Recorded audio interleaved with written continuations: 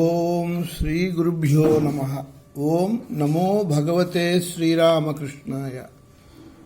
పూని వేదములందలి జ్ఞానమెల్ల ప్రోది అయి శ్రీరామకృష్ణుని హృదిని పారే బ్రహ్మ విష్ణు మహేశుల ప్రబల శక్తి ఇతర దేవాది శక్తులు ఏకమగుచు అతని అందలి శక్తిగా సమరిపోయే అన్ని అవతారమూర్తులు ఐక్యమగుచు ఒక్క దేహంబు లోపల ఒదిగిపోయి కానుపించిది శ్రీరామకృష్ణుడుగను. నిండిపోయిన అమృతంబు భాండమొకటే రామకృష్ణుని రూపుగా రహివహించే కెరలి మ్రొక్కెద ఆ గురుచరణములకు ఎల్లరను మ్రొక్కి పిలిచెద నెలుగునెత్తి కొంచెమైనను ఆ సుధగ్రోలు కొరకు. వచ్చినాడొక కొత్త మనుజుడు చూడగోరుచో రండి వేగమే రెండు భుజముల వ్రేలుచున్నవి వైరాగ్య వివేకంబనుడు జోలెలు. అమ్మా అమ్మా అని వాపోవును గంగాజలముల పడును పొరలుచు దినము వ్యర్థమై గడిచే బ్రహ్మమయ్యి దయసేవు నీ దర్శన భాగ్యము.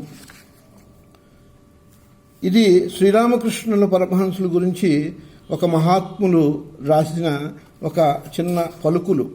వివేకానందుల వారు సంస్కృతంలో రాసిన దాన్ని తెలుగు అనువాదం చేశారు. ఇది శ్రీరామకృష్ణుని జీవిత కథ, ఆచరణాత్మకమైన ధర్మము యొక్క కథ. అది భగవంతుని ఎట్ట ఎదుట దర్శింపజేయు కలదు అని చెప్తూ సుమారు 1983-84 ఆ ప్రాంతంలో బాపట్ల, తెనాలి, విజయవాడ, గుంటూరు ఆ ఏరియాస్లో శ్రీరామకృష్ణ సేవా సమితి, వివేకానంద అఖిల భారత వివేకానంద యువ మహామండలి వారి ఆధ్వర్యంలో యువజన సమ్మేళనాలు తరచుగా జరుగుతూ ఉండేవి. ఆ సందర్భంలో శ్రీరామకృష్ణ దివ్య సన్నిధి మందార మంజరి అనే ఒక పుస్తకాన్ని శ్రీరామకృష్ణ సేవా సమితి బాపట్ల వారు ప్రచురించిన ఒక చిన్ని పుస్తకాన్ని నాకు అందజేశారు ఒక సజ్జనులు, మహాత్ములు. శ్రీరామకృష్ణ శారదా వివేకానందుల సాహిత్య భావ ప్రచారములలో తన జీవితాన్ని పూర్తిగా రసగుల్లా ఏ విధంగా అయితే రసములో మునిగి తేలుతుందో ఆ విధంగా తన జీవితాన్ని అంతటినీ కూడా ఈ శ్రీ శారదా రామకృష్ణ వివేకానంద సాహిత్య వైభవంలో భావవ్యాప్తి ప్రచార భాగంగా తన తనువుని పూర్తిగా సమర్పించిన ఆచార్యులు డాక్టర్ పన్నాల శ్యామచంద్రమూర్తి గారు అనే ఒక ఆయన ఆ సభలో నాకు ఈ పుస్తకాన్ని అందజేశారు. అది ఎంత మహిమాన్వితమైనటువంటి పుస్తకము అంటే, శ్రీరామకృష్ణ గురుదేవులు తరచుగా శ్రీరామకృష్ణ కథామృతములో వారి చేత ఆలపింపబడిన, వారి చేత శ్లాఘింపబడిన బెంగాలీ వంగ భాషలో ఉండే గీతాలన్నిటినీ కూడా తెలుగు చేత చేసి 78లో శ్రీమాన్ మహానుభావులైనటువంటి బిఎస్ఆర్ ఆంజనేయులు గారు చేత రచించి ప్రచురింపబడింది. ఆ పుస్తకాన్ని నాకు ఇచ్చారు వారు ఒక సందర్భంలో. వారు ఎవరా అని నేను చూస్తూ ఉన్నంతలోనే ఆ సమావేశాల్లో మధ్యలో ఖాళీ ఉన్నప్పుడు వారు తరచుగా స్వామి శిష్య సంవాదములు అంటే టాక్స్ విత్ స్వామి వివేకానంద అనే పుస్తకాన్ని కానీ, కొలంబో టు అల్మోరా అనే లెక్చర్స్ని కానీ, రామకృష్ణ కథామృత సత్సంగాన్ని కానీ చేస్తూ ఉండేవారు. అది ఏ రకంగా చెప్పాలి అంటే ఒక ఆనందపు సంత. గురుదేవుల యొక్క సన్నిధి అంతా కూడా ఒక మహానుభావులు దాని గురించి ప్రస్తుతిస్తూ అది ఒక ఆనందపు సంత.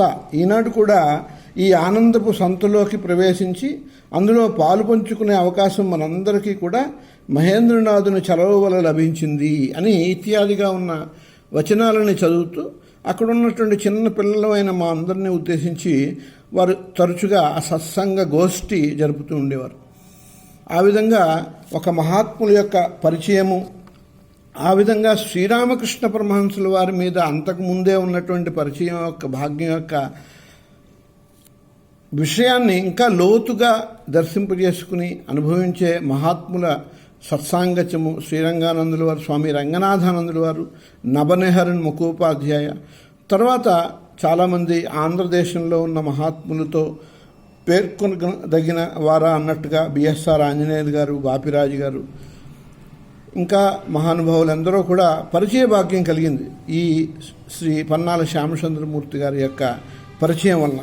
ఇది ఎలాంటిది అంటే నేను దాన్ని ఆనందపు సంత కింద మాత్రమే వర్ణించగలను. కారణం ఏమిటి అంటే సాహిత్యము, సౌహిత్యము, సత్సంగము, సత్సాంగత్యము లేక సజ్జన సహవాసము చాలా దుర్లభం ఈ జగత్తులో.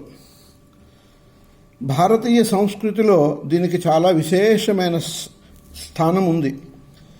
ఎరుక కలిగినవాడు లేక తెలిసినవాడు అని సత్పురుషుణ్ణి చెప్తూ ఉంటుంది మన శాస్త్రం.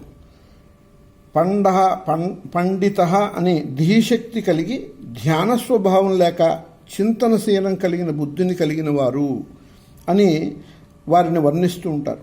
అటువంటి వారితో చేసే సత్సంగ గోష్ఠి మన ధర్మశాస్త్రాలు శ్లాఘిస్తూ ఉన్నాయి.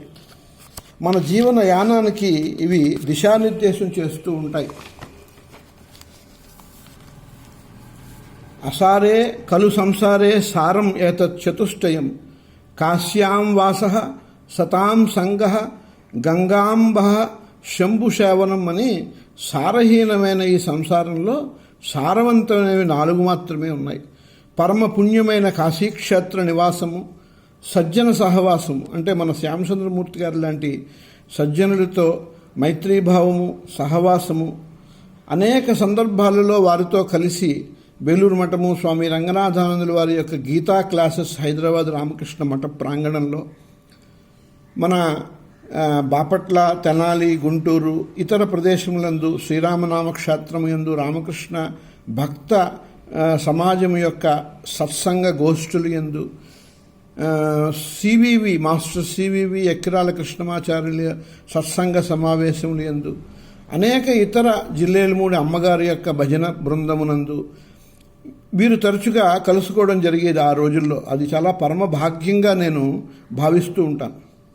అందువల్లనే ఈ శ్లోకంలో చెప్పినట్టుగా పరమపుణ్యమైన కాశీక్షేత్ర నివాసము, సజ్జన సహవాసము, గంగాజల స్నానపానాదులు, శంకర కైంకర్యం అనేవే ఈ 4 ఈ సంసారానికంతటికి కూడా. ఇవి తప్ప సాధకమైనవి, సారమైనవి ఏవీ లేవు.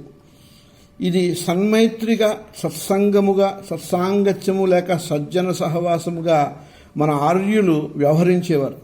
నేను ఈ వైశిష్ట్యాన్ని ఒక విధానంగా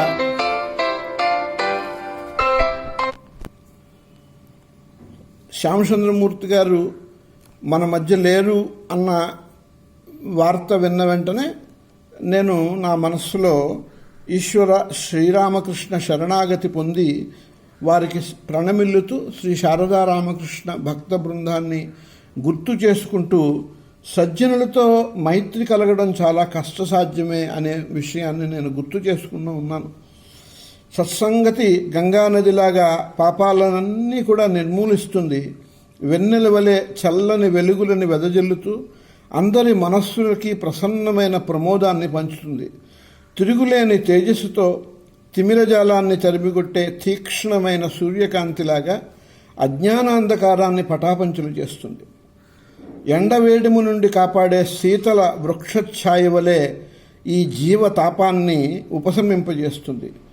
కామధేనువులాగా సాత్వికతని కలిగించి సత్వగుణమైన కోరికలని ఈడేరుస్తుంది. ఇంతటి మహిమాన్వితమైన సత్సంగతి అపూర్వమైన సుకృతం కలిగిన పుణ్యమైన మహితాత్ముల యొక్క ఆ ఆశీర్వచనం వలనే లభ్యమవుతూ ఉంటుంది. శ్యామసుందరమూర్తి గారితో తరచుగా సమావేశం అవడం, వారి ద్వారా అనేక మంది మహాత్ముల యొక్క దర్శన, సత్సంగ, శైవ భావం కలగడం, వారి యొక్క సత్సంగ గోష్ఠులలో తరచుగా అటెండ్ అవుతూ ఉండడం, ముఖ్యంగా బిఎస్ఆర్ ఆంజనేయులు గారి యొక్క పరిచయం ఏర్పడడం కొన్ని రోజులైనప్పటికీ కూడా చాలా అపూర్వమైనటువంటి పరిచయము. ఆ విధంగా భావన చేస్తూ ఉంటాను. భక్తి రస దర్శన శాస్త్రమైన శ్రీమద్ భాగవత పురాణంలో ఆధ్యాత్మిక విద్యా సాధకులందరికీ కూడా ఈ కలియుగంలో పరమ ప్రమాణ గంధరాజమై వెలసిల్లుతోంది. దాంట్లో శ్యామసుందరమూర్తి గారిని తలుచుకున్నప్పుడల్లా కూడా శ్రీకృష్ణ భగవానులు ఉద్ధవ స్వామికి సత్సంగ మహిమని బోధపరచడానికి ఏ విధమైన శ్లోకాలు చెప్పారో అవి గుర్తుకొస్తూ ఉంటాయి. శ్రీకృష్ణుల వారు ఉద్ధవులతో అంటారు, అన్ని రకాలైన దైహిక మానసిక వాచిక సాంగత్య దోషాలన్నీ కూడా నిర్మూలింపజేయడానికి సత్సంగము సర్వసమర్థమైనది. ఆ సత్సంగ మహిమ వలననే నేను ఆధ్యాత్మ విద్యా సాధకులకి సంపూర్ణంగా వశమవుతాను. ఇతర మార్గాలైన యోగము, సాంఖ్యము, ధర్మపాలనము, వేదాధ్యయనము, తపస్సు, శాస్త్రవిహిత వ్యక్తిగత కర్మానుష్ఠానము, సామాజిక శ్రేయోదాయక కర్మానుష్ఠానము, దానదీక్ష ఆచరణము, వ్రత ఆచరణము, యజ్ఞకర్మాచరణము, మంత్రోపాసన, తీర్థసేవనం, బాహ్య నియమాచరణ, మానసిక నియంత్రణ అనేవి చాలా సులభంగా సంపూర్ణంగా సత్సంగ మహిమ వలన ఏర్పడుతూ ఉంటాయి. వేరే వాటి వలన లేక పైన పేర్కొన్న అంశాలు విడివిడిగా ఆచరించడం వలన అవ్వదు.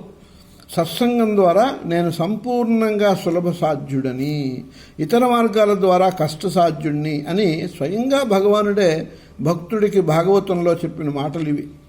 శ్యామసుందరమూర్తి గారు తరచుగా ఆ రోజుల్లో నాతో వ్యక్తిగతంగా శ్రీరామనామక్షేత్రంలో రామనామ మహిమ గురించి, భాగవత సప్తాహాల గురించి మాట్లాడుతూ శ్రీరామకృష్ణ గురుదేవుల యొక్క మాటని ఉటంకించుతూ ఉండేవారు. భగవాన్, భాగవత, భక్త్ ఒక్కటే, ఈ మూడు కూడా ఒక్కటే. ఆ విషయాన్ని నేను వింటూ చాలా ఆశ్చర్యంతో కూడుకున్న ఆనందాన్ని పొందుతూ ఉండేవాడిని. ఆ సందర్భంలోనే వారు తరచుగా ఈ విషయాన్ని గుర్తు చేస్తూ ఉండేవారు. వృత్రాసుడు, ప్రహ్లాదుడు, బలి, విభీషణ, గజేంద్రాదుల గురించి ప్రస్తావిస్తూ శ్రీకృష్ణ భగవానుడు వారెవరూ వేదాధ్యయనము, వ్రతము, తపస్సు మొదలైనవేవీ చేయలేదు, కానీ సత్సంగ మహిమ వలన నన్ను పొందారు. అంటే అవన్నీ కూడా సత్సంగం వలన ఆటోమేటిక్గా స్పాంటేనియస్గా కష్టసాధ్యము కాకుండా చాలా సులభంగా ఏర్పడతాయి.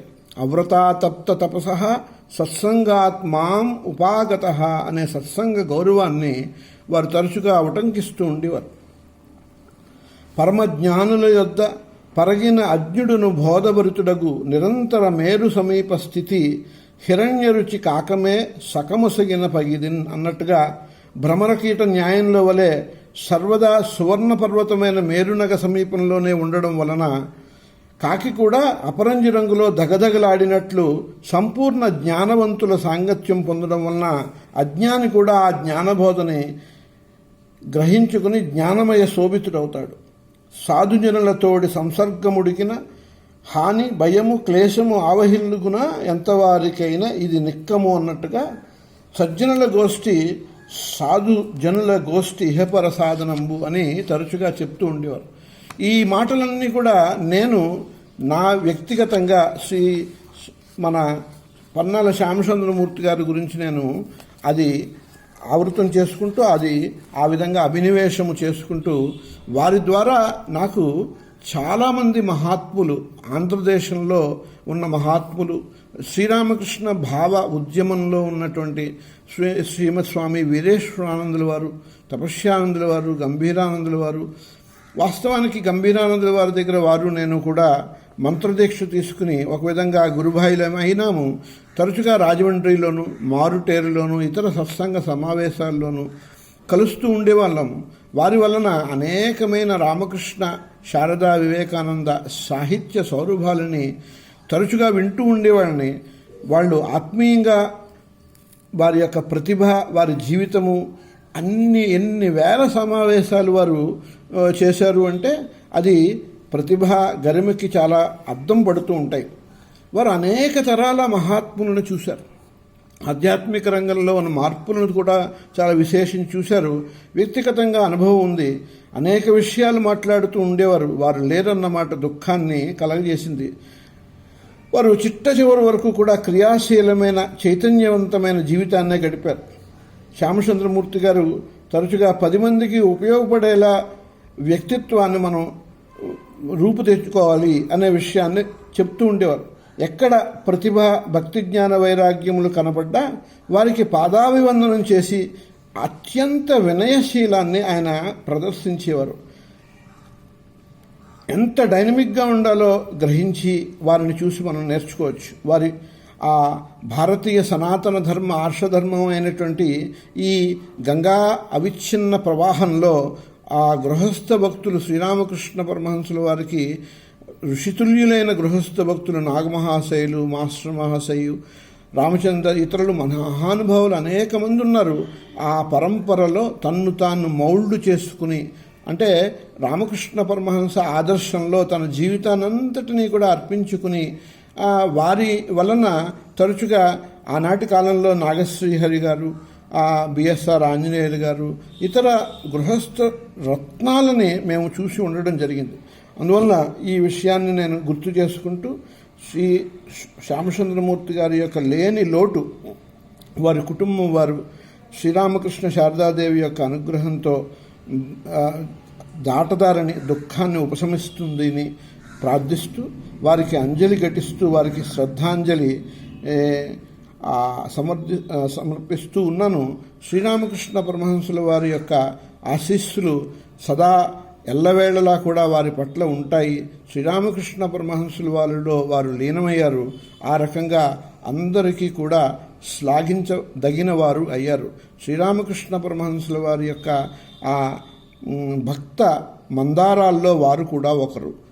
జై శ్రీరామకృష్ణ. శ్రీరామకృష్ణ సమర్పయామి. సర్వం శ్రీరామకృష్ణార్పణమస్తు. సర్వే జనా సుఖినో భవంతు. లోకా సమస్తా సుఖినో భవంతు.